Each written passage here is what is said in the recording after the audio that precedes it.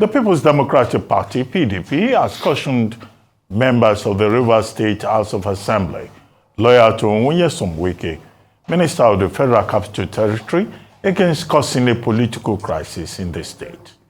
The PDP was responding to the 7-day ultimatum issued by members of the Assembly loyal to the FCT minister.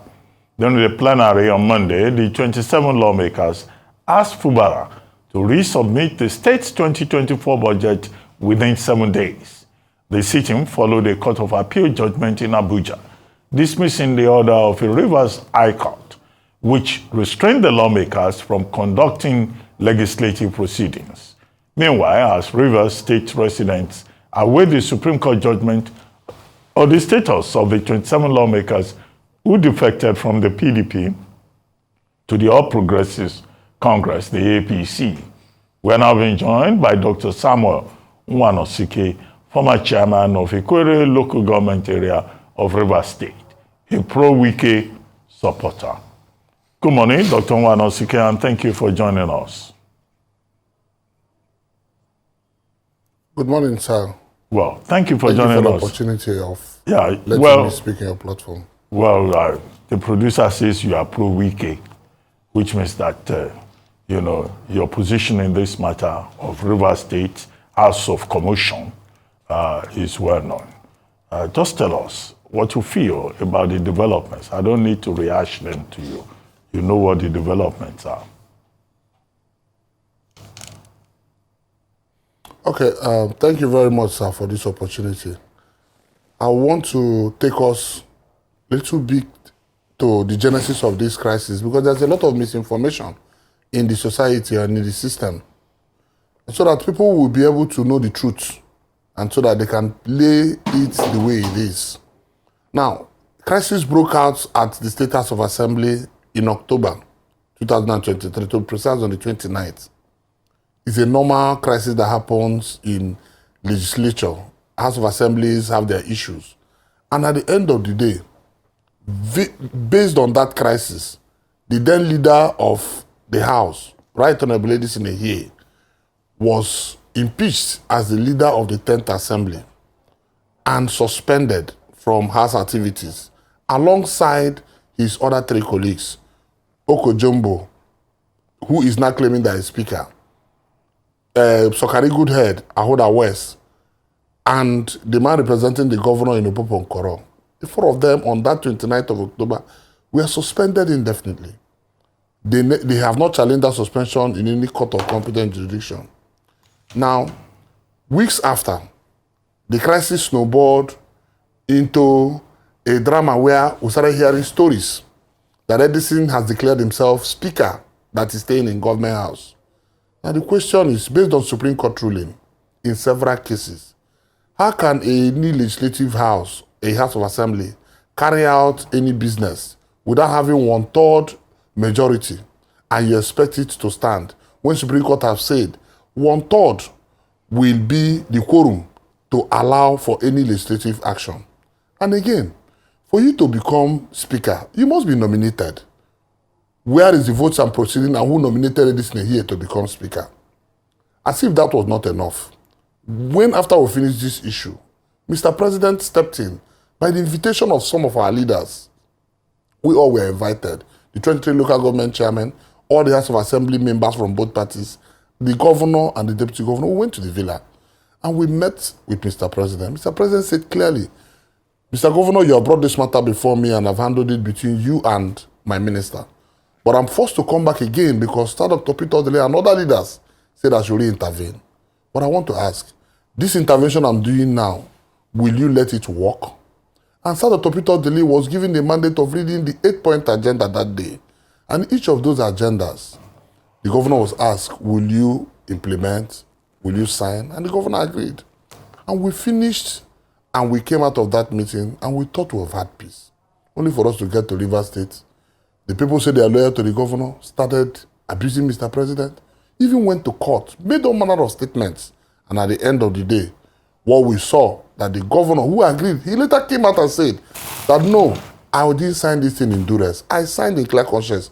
I remember your station heard his speech, his broadcast, and that he's ready to implement them. But midway, the governor refused to implement them. All the issues, don't interfere with Martin Samewule-led house, he has interfered. Don't stop, conduct local government election. Take back the budget. One of these items, how can you take budget to 4 persons that don't exist when you have 27 persons? Now, the issue that they are clamoring, say a seat has been declared vacant. Sir, you are a lawyer, sir, by training. Nothing can be put on, something cannot be put on nothing I expect to stand. Section 109 is clear that even if there's an action, as if not considering, the presiding officer will be the one to kick out that action by making their pronouncement. Because Edison has accepted that he does not exist. That even when NJC invited Justice George Wee, who gave the order to Edison, parading him as a speaker, Judge will say Edison lied to him and I had paid a fine of 5 million. And that Edison on that note withdrew and resigned as a member. That today is chief of staff. Then they were 4. Today they are 3. All from nowhere. Because the governor was not in terms with the House of Assembly. Because the House of Assembly will make laws and the governor will allow 30 days for vetoing. And he's not comfortable. Because he wants an assembly that will be rubber stamped. All right, Dr. When we are thinking of moving democracy forward in Nigeria. All right. Dr. Nwanosike, you see, and you at the end of the day, the governor decided to create another assembly led by Oko Jumbo, who was not nominated by anybody, who was not voted for by anybody. So we're asking, who is creating this crisis? So the question we are saying, if our party is saying that we are running a constitutional democracy, that the governor should spend River State money without appropriation, then is this the democracy we all want to run? All right, that's a big question. Dr. Nwanosike, let me come in here. All right, let me come in here. That's a big question. Who is behind this crisis? You said that the governor is against the State House of Assembly, but there are bigger conversations around the governor. Also, at loggerheads with his predecessor, who is said to be his godfather in some terms, but that his benefactor, let me use that word, and that now that they are not on good terms, those who are loyal, and that's why we even started this interview with you, pro-Wike, people are pro-Fubara, and it's causing chaos in the state and the people are suffering. You yourself, when your tenure ended, had said that you were not going to vacate the seat, despite the fact that, and you cited a few things. And so these trouble, this inconsistency has caused a lot of trouble since the beginning, almost at the beginning of Governor Fubara's tenure. Would you say that in the interest of peace, rather than a pro-Wike, pro-Fubara, who is pro the River State people, and that you are one of the people spearheading this challenge against the governor because he's no longer in good terms with your, the person that you are in support of? Who is pro the people?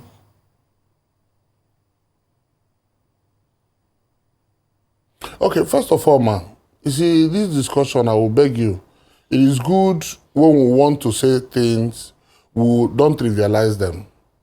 We are talking about constitutional democracy. What is fundamental is the rule of law and the constitution, which is the foundation. Whether the governor is in good terms with me or not, should not make the governor breach the oath of office he took, that he will uphold the constitution. So bringing the name of the FCT minister is reducing a very serious matter that is to be discussed. But his name was brought in from the very beginning. Sorry, Dr. Nwanosike, all of us. Dr. Nwanosike, from the very beginning of this interview, because part of what Dr. Bati had said was you're a pro-Wike politician. So right from the very beginning of this interview, his name was already brought in. So he was already a factor in this. So if you're speaking about constitution, then that's why I asked the question around, is it a matter of constitution or just two principles fighting and one person for, one person against? Because that's what the challenge had been. So his name had already been in the conversation. No, hold on, ma. There's a point to be made. Let's consider the fact that, Wike is FCT minister, and that the governor is carrying on his activity as governor as stated by the constitution. What will Wike do? If the governor is governing, he's the governor of River State. Nobody is challenging him as being the governor. Supreme Court has upheld his position as governor of River State. But there's something. A farmer cannot go to farm without his farm implement. A doctor cannot go to the hospital without his hospital equipment. So in democracy, a governor, yes, in a democratic, yes, cannot govern without the constitution, without appropriation, without the rule of law. The governor cannot choose which order of court to obey or to disobey.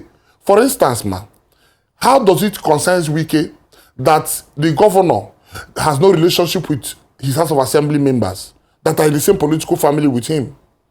That is his own business to do. Because if he, as a human being who has been given a responsibility, realizes that he has a job to do, he will make sure, like they say, stoop to conquer, to have a relationship with those people that will be the stumbling block, which is the assembly. There's a statement in my local diary that said, if my face and your face is good, little things you do to me, I will just smile and laugh and follow you. We have relationship. Before now, as media, people used to talk about rubber stamp assembly. Rubber stamp assembly. Oh, whatever the governor bring the assembly will give. Yeah, because people create relationship. Now, that has nothing to do with Nyesom Wike. Nyesom is busy doing his job in FCT. But the question we are asking, will you agree that in a democracy, as a media personality, that Rivers State, which is treasure base of Nigeria, will be running without an appropriation? That it was right that the governor should take a budget to a speaker that never existed, nobody voted for, to say he has passed budget overnight. And now, because the Court of Appeal has given another window, and for 31st of June, that opportunity of the governor spending Rivers money based on the 2023 budget has elapsed. From 1st of July, every fund he spent is illegal. And the Assembly says no. His Excellency, we are still running democracy in Rivers State. Please, bring the budget. Because Justice Omoto showed in his judgment, and I will plead if your producers can place Justice Omoto's ruling so that Nigerians can read, said, represent the budget to the House of Assembly. Rivers State has no budget. That is a court ruling that has not been appealed by the governor. So the question we are asking, sir, what is Wike's business in the governor bringing appropriation to spend Rivers money? Why will the governor say a decision that has been taken by Court of Appeal? The governor is still saying publicly that he does not recognize the decision of Court of Appeal, that Oko Jumbo remains the speaker he recognizes, that he is the one that will state whether an assembly will exist or not. You're seeing the governor say it and you have it on tape, on record, and you're still calling Nyesom Wike, who has no business with what's happening in Rivers State. The question is, if you say you have a relationship with the assembly members, we want to know. Do the needful so that we can move forward. Real quickly. It's not as simplistic as you make it to be. Nyesom Wike has a hand in all of this, and you know it, except we want to deceive ourselves. You say it as if Fubara doesn't want to have a relationship with the House. Everything was all rosy until the fight started and these House members were told to defect. So I would also like to put the question to you, in what democracy where people officially announce their defection and they are still trying to use the court to hold on to their seats, if they are really confident about their defection, they should go back to the people and tell them, we have defected, we want to still challenge our seats, and they should go through an election cycle. But it's been a rigmarole with the courts. So let's not paint it as if, oh, Nyesom Wike is a saint in all of this. My question to you will be about even your debacle. You yourself were saying because of this problematic House of Assembly, they told you to stay 6 months extra. It had to take the governor to stamp his foot, also breaking the law by bringing in a caretaker committee. Were you supposed to extend your term after you served? These are the questions. So if we want to come to equity, let's come with clear hands. Does the law cover you extending your own seats as a local government chairman for another 6 months?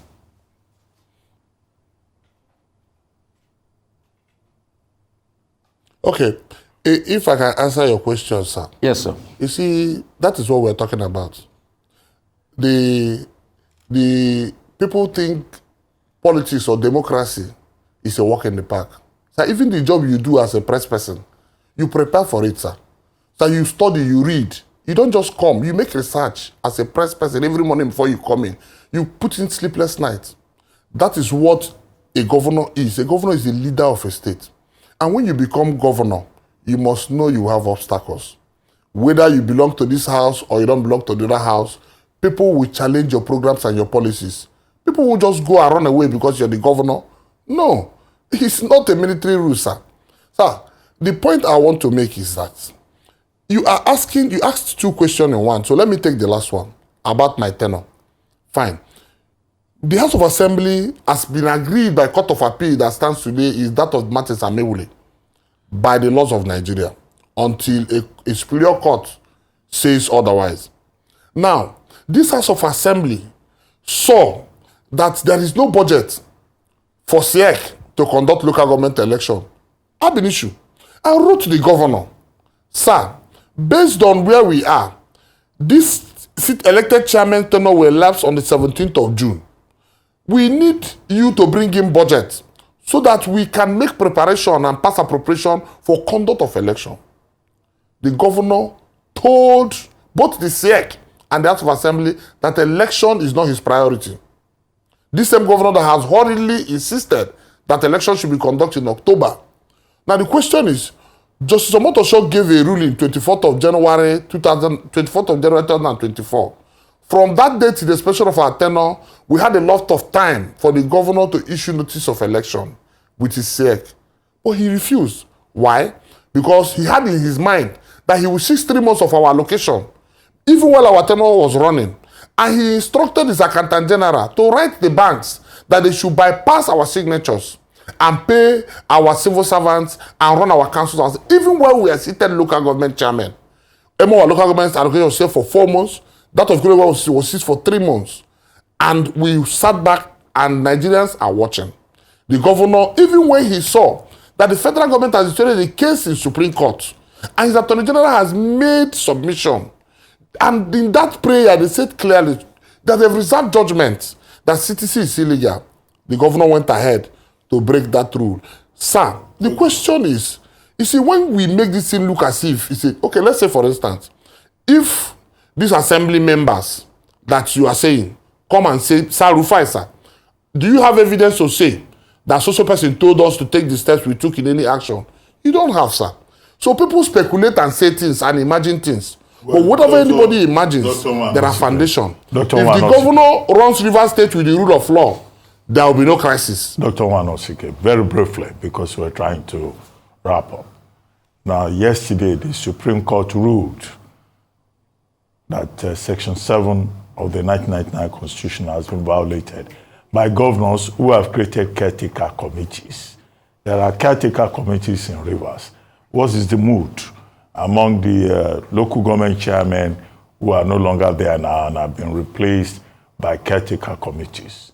And then Igbako Ikwerre community, they met with the governor and endorsed him and pledged their loyalty to him. Were you at that occasion as an Ikwerre son, or you boycotted it, or you are not a member of Igbako Ikwerre? Please be brief. Okay, let me start from the second one, the Igbako Ikwerre visit. You see, we Nigerians know the truth, Sarube Abati. A businessman who is the one responsible in doing all the contracts, the major road contracts in our local government that owns the company MCC, decides to say he wants to perpetuate his leadership. And because he was former senator representing Obiakpo, that he is now the leader of Ikwerre ethnic nationality, and that the governor has given him the mandate to organize Ikwerre people, organize market women, organize HA people. The man is free. Senator John Mbata, since he left as senator of Obiakpo, nobody heard about him in politics until these few weeks when these issues started. And that's what we're saying. There are leaders that people don't mention who are creating the crisis because they are the one benefiting financially. The House of Assembly that was destroyed, the contract was awarded to MCC in billions. Roads and all the things. So if a man comes and says, I'm the organizer, he has his money. The government has given him money. So you go and shop people. And we know the society we belong. The three Ikwerre people, we are here. We are on ground. And the Ikwerre people stand by Nyesom Wike. And even you, sir, that is talking, you know that Nyesom Wike is our pride. He's Diko Hawan of Ikwerre Kingdom. Nobody can challenge that because he has broken all the records and he has given us dividends of democracy. Even when he was local government chairman to today, all his records, nobody has broken. So we don't want to worry ourselves about a Igbako Ikwerre visit. By the way, Yesterday, Che visited. We don't know who will visit tomorrow. So the governor is trying to buy his support with the funds available to him. Wow. But what we are saying, all those announcements he's making, hope he realizes that there must be appropriation to spend those rivers funds. That's what we're saying. Now, answering the second one, I don't know if you can take the quickly. first question, sorry, because yes, it has gone out of very this, quickly, please. Very quickly. Go ahead. Go ahead. No, I just remind me, sir, please. I don't be fair. No, the Supreme Court ruling. The Supreme Court ruling about caretaker committees. The Supreme Court, yes, fine. First, thank you very much. The Supreme Court has settled the matter. The Supreme Court has made sure that we now run 3 tiers of government properly. By the actions of the Supreme Court, which they said, I was in the Supreme Court myself, they said clearly that before 1999, that funds were going to local government directly, and local government chairmen were being held responsible on the development of their place. Now, after 1999, the governors started the Jack meeting out based on the Jack account based on amendment, and the governors started oppressing local governments. Today, we want to commend President Bola Ahmed Tinubu for bringing this to the Supreme Court and getting victory for the Nigerian people. Check out the celebration in the north. Check out the celebration all over Nigeria. It shows that people have been dying in silence. Leaders have been full of pains in their heart, but they can't speak because they're afraid. For us who dare to speak, we are being punished. I'm being punished. My location is being seized. I'm being threatened left and right. But it's not a problem. For we believe that in democracy, what is paramount is the rule of law, obedience to the Constitution, and making sure that democracy is deepened.